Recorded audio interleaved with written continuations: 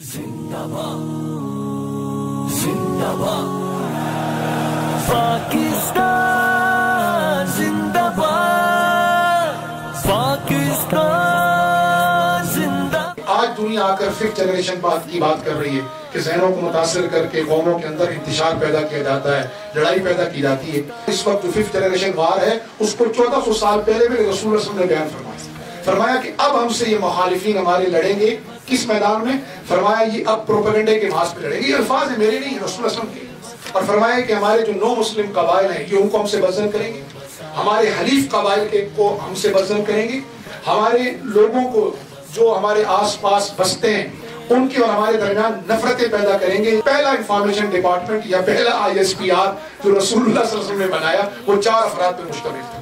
اس وقت جو ذرائع ابلاغ تھے نا سر، وہ 2 تھے جن کے ذریعے اپنی بات لوگوں کو کنوے کی جاتی تھی یا اپنا بیانیہ بنا کر لوگوں کو اس بیانیے پر لایا جاتا تھا۔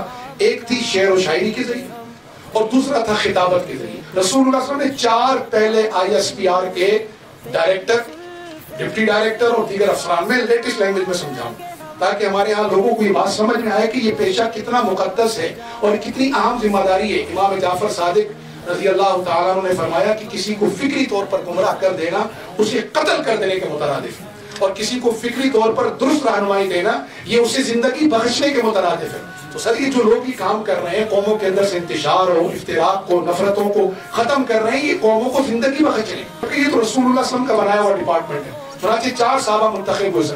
شعر و شاعری ٹاپ پر تھی، جیسے آج سوشل میڈیا ٹاپ پر، اس میں 3 افراد لیے گئے۔ الیکٹرانک میڈیا دوسرے نمبر پہ، اس میں کم لیے گئے، اس زمانے میں خطابت دوسرے نمبر پہ، 1 فرد لیے گئے ثابت ابن قیس، اور ادھر حضرت عبداللہ ابن رواحہ جیسے لوگ، حسان ابن ثابت جو اس فن کے ایکسپرٹ تھے، ایتھینٹک تھے، جو لوگ جن کی بات کو وزن نہیں معیار بنا جاتا تھا۔ رسول اللہ صلی اللہ علیہ وسلم نے خود کھڑے ہو کر کتنے مواقع پر تھپکی دے کر اپنے ترجمانوں کو کہا کہ اٹھو اور میرا اس نیریٹو کے مقابلے پہ کاؤنٹر نیریٹو پیش کرو۔ اے وطن اے وطن اے وطن اے وطن اے وطن، دل کی دھڑکن میں شامل وطن، مشک و عنبر میں تجھ کو بسا دیں گے ہم، مشک و عنبر میں تجھ کو بسا دیں گے ہم۔ جن اکابر کا مرہون منت ہے تو، ہم انہی کی روایات کے پاس با،